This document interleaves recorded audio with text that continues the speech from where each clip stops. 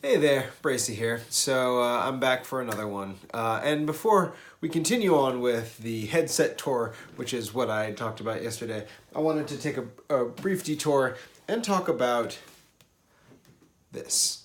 So this is a DVD of an old animation that I did. I say old, it was 2013. I had done with the fantastic artist Neil Dvorak. Neil Dvorak. He doesn't like to be called Dvorak. Anyway, we made this fantastic, I think it's fantastic, musical animated short. It premiered at MoMA in Lincoln Center in New York City and went on to win some awards at some film festivals. This was done in 2013, and to help promote it and get it out there, in 2013 we made a bunch of DVDs, I think over hundreds, I think around 200 DVDs. So we could send them out, give them away, sell them, things like that. And now I have a box of hundreds of DVDs. The reason why is because, people don't use DVDs anymore. I mean, that's not to say no one does. It's just that the vast majority of people, especially in the area that I live, or the people that I'm connected to, they don't. And that's how fast things are moving. That's something in 2013 that we made DVDs of, we can't even give away anymore. I don't even have a thing to play DVDs on anymore. At least I don't. And I know that's a trend for most people my age and younger. Now, there's still people out there, like my grandmother. I believe my parents have a DVD player. Some people still rent them from the library or wherever they can get them. But they're not, that physical medium isn't popular anymore. And because of that, there's another side effect. There's all this trash that goes with it. Like, this physical medium, I even if I gave them all away, eventually, and in a very near future, people are just going to, whoever gets these DVDs, they're just going to throw them out. And we don't have a plan for where that trash goes.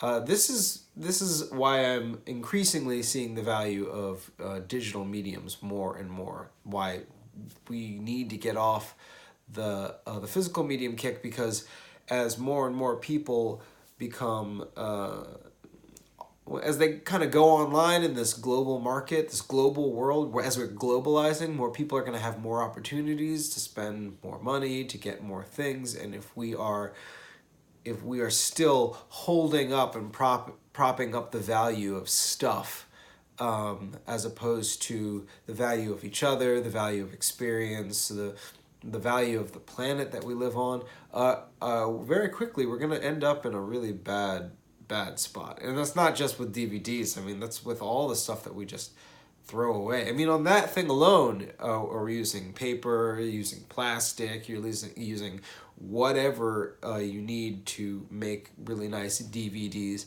and all that stuff is just getting thrown out, and there's no value to it anymore.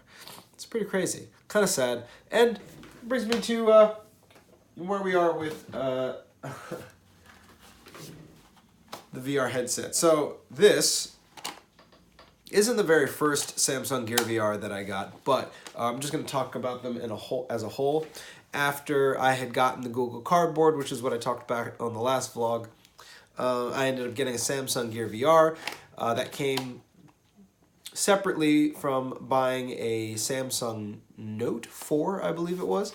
And the phone went right in the front here, and you put it on, and it worked very similar to how the Cardboard worked, where you're looking through the screen of a phone, but this one was a lot more advanced. It had controls on the side.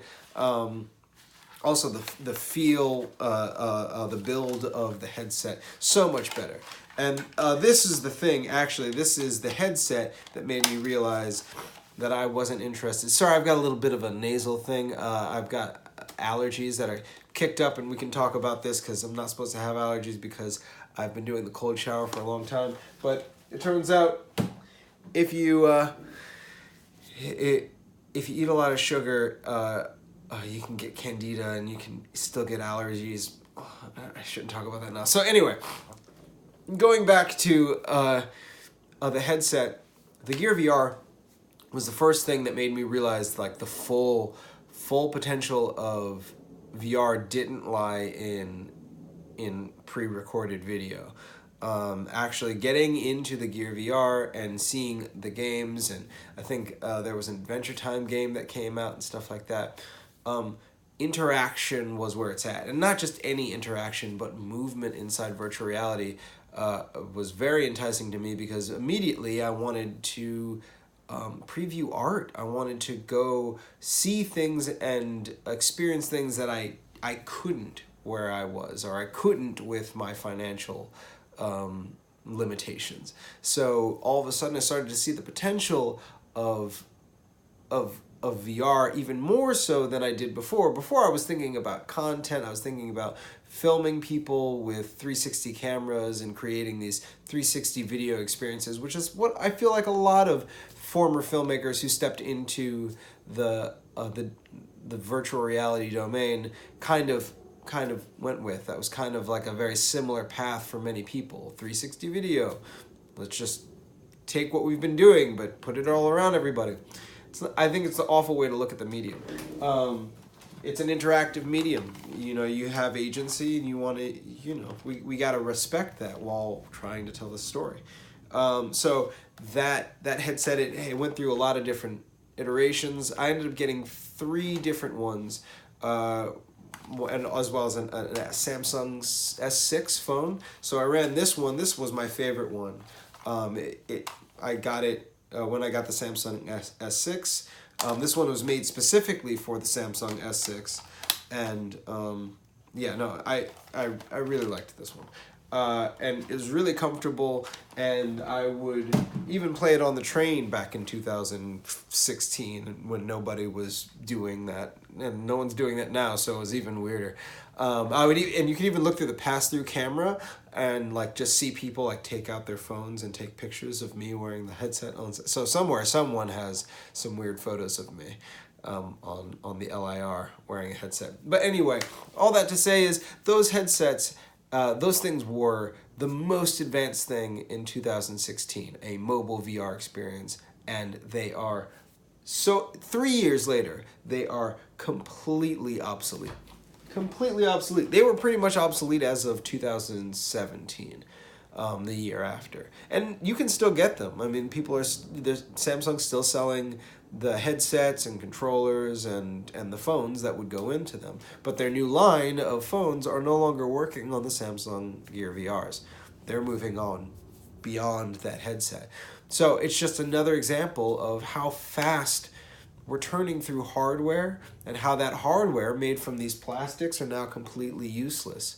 We don't have the infrastructure, even on the software side, we don't have the infrastructure to maintain the hardware that we make, making this stuff just go into a trash bin eventually.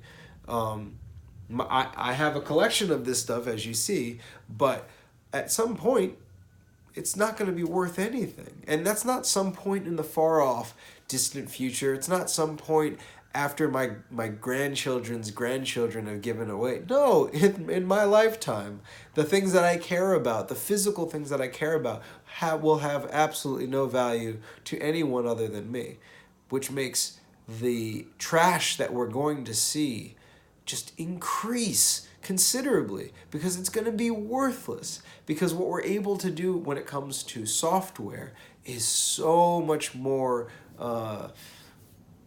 empowering. It's so much more, there's so many more things that we can do with it that ultimately make the need for these single-use plastics. I mean, they're multi-use plastics. It's not just one time, one and done.